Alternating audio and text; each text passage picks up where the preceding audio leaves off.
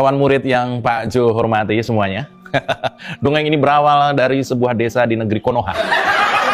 Ada seorang ibu bangsa yang menemukan sebuah boneka dari kayu, ya. Boneka itu kusam kumuh, penuh debu, seolah lama tergeletak di pinggir kali Bengawan Solo, ya. Bengawan Solo. Mulai nyerempet-nyerempet nih ya. Ya, seorang ibu yang sederhana dan bijak itu berdoa kepada Tuhan setelah menemukan boneka tadi ya, agar diberi keajaiban supaya boneka kayu itu ya hidup laksana manusia.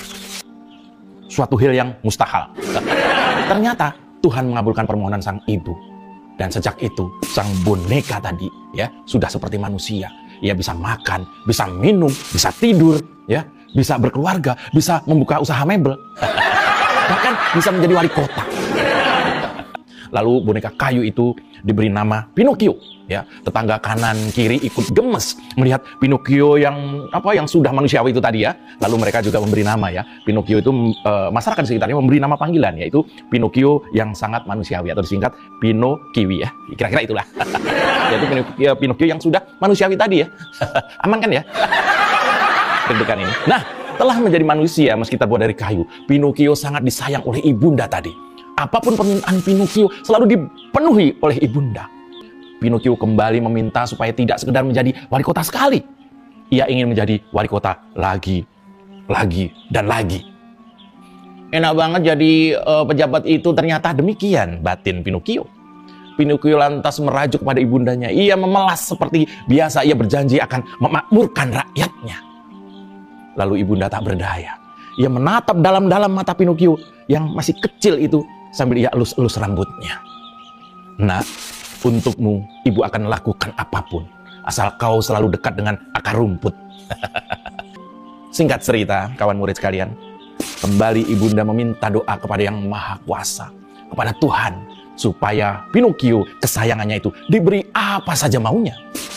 Dan mendadak, saat itu juga sang Pinocchio menjelma menjadi raja sebuah ibu kota. Gagah dan tampak lebih manusia dari manusia.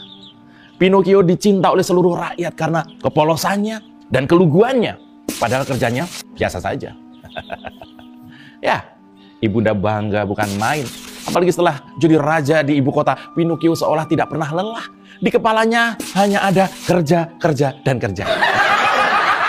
Setiap ada gorong-gorong di tepi jalan, Pinocchio tidak bisa diam. Dia panggil wartawan, lalu dia mulai belusukan dan masuk di got-got yang telah dipersiapkan. Rakyat jatuh cinta melihat bagaimana lihainya Pinocchio masuk dari got yang satu ke got selanjutnya, berlari-lari kecil dari satu gorong-gorong ke gorong-gorong yang satunya, ke gorong-gorong berikutnya. Begitu saja selama puluhan bulan purnama. Sehingga akhirnya pinggang Pinocchio keselio karena keseringan masuk gorong-gorong, padahal nggak ngapa-ngapain juga. Pinocchio kembali menemui ibunda. Ia mengeluh, bosan tiap hari masuk gorong-gorong melulu.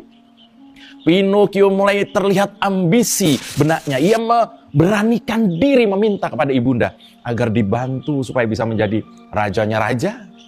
Bukan sekedar ketumnya ketum. Pinocchio ingin menjadi top of the top, core of the core, best of the best. Ibunda kembali terperdaya dengan sinar mata penuh keluguan Pinocchio. Kembali ibunda berdoa kepada Yang Maha Kuasa agar putra angkatnya diberi jabatan yang tinggi setinggi-tingginya, menjadi raja di raja, menjadi rajanya raja. Dan apa yang terjadi kawan murid? Kembali terjadi keajaiban. Pinocchio kecil saat itu juga sudah berbaju raja segala raja. Raja bukan cuma di ibu kota. Pinocchio telah menjelma menjadi manusia penuh kuasa. Rakyat bergembira, ibunda bahagia. Tapi ada mendung tebal menyelimuti kerajaan.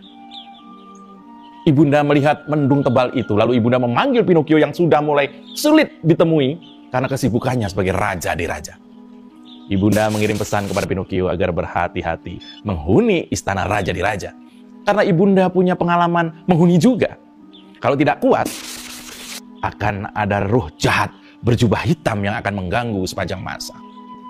Pinocchio dengan senyum kecut menjawab kekhawatiran ibundanya dengan bilang, "Ya, mana saya tahu." Seperti juga ketika Pinocchio menjadi wali kota, dia juga ketagihan. Dia minta lagi dan lagi, dibantu ibunda menjadi raja kesekian kalinya. Pinocchio tidak mau jadi raja hanya 2 dasawarsa. Dia ingin lebih, dan lebih lagi. Ibunda yang bijak mulai cemas. Beliau seperti sudah tidak mengenal Pinocchio yang lugu yang ia bawa dari desa Surakarta dulu. Ibunda sedih. Sedih karena roh jahat istana raja di raja telah menguasai Pinocchio. Pinocchio berubah. Pinocchio tidak sepolos dulu lagi. Rakyat bersuara marah. Artinya Tuhan juga marah, karena dalam pengertian demokrasi, suara rakyat adalah suara Tuhan. Vox populi, vox Dei. Ibunda marah, rakyat marah, Tuhan juga marah. Komplit. Pinocchio tidak takut mendapat tantangan dan juga tentangan dari ketiga unsur itu. Pinocchio putar otak agar tetap berkuasa. Dengan segala kelihayannya, bersandiwara, Pinocchio memegang semua unsur kekuasaan. Dengan segala cara Pinocchio berusaha mempertahankan kekuasaannya. Dia membuat relawan yang bernama Propi alias Pro Pinocchio. Dia minta anak-anaknya juga mencontoh dirinya, berkuasa mulai dari tanah kelahirannya. Dia menggunakan aparat dan kolega untuk memenangkan pertempuran. Singkat cerita, banyak sekali dosa Pinocchio ini dalam menjabat sebagai raja. Ia menghalalkan segala cara, ia rajin berdusta, ia rajin mengkhianati pendukungnya. Dan yang paling menyedihkan adalah Pinocchio bahkan menzolimi ibunda yang membesarkannya. Pinocchio dari Solo, ya, Solo itu di Afrika, saat ini makin terlihat segala tingkah lakunya. Apa yang ia janjikan kepada ibunda tidak satu pun kesampaian. Dan mendekati akhir kekuasaan, suasana makin ramai. Konon Pinocchio disebut sebagai pewaris kultur kebohongan dalam publik. Kebohongan demi kebohongan menjadi strategi permainan kotornya. Kawan murid sekalian, bahkan sekarang banyak yang meragukan kredibilitasnya, meragukan angka-angka surveinya, meragukan keturunannya, meragukan agamanya, bahkan meragukan ijazahnya. Pinocchio kini makin meyakinkan bagaimana kebohongan telah menjadi strategi dalam politik sebagai sarana ia berkuasa. Cerita tentang Pinocchio ini menggambarkan bagaimana budaya kebohongan diwariskan dan digunakan sebagai alat permainan kekuasaan. Bayangkan, warisan kok sebuah kebohongan. Pinocchio bukan hanya memanipulasi informasi soal keberhasilan kerajaan yang dipimpinnya, tapi ternyata banyak juga orang pintar, akademisi, bahkan tokoh agama yang tersihir oleh banalitas kebohongan, nepotisme, dan otoritarianisme Pinocchio Solo ini. Di sisa waktu Pinocchio berkuasa yang tinggal hitungan hari, mendung tebal tidak juga pergi dari istana. Bahkan di istana barunya, mendung dan petir bergemuruh, saling sapa, seolah mengingatkan manusia bahwa semua itu hanya sementara.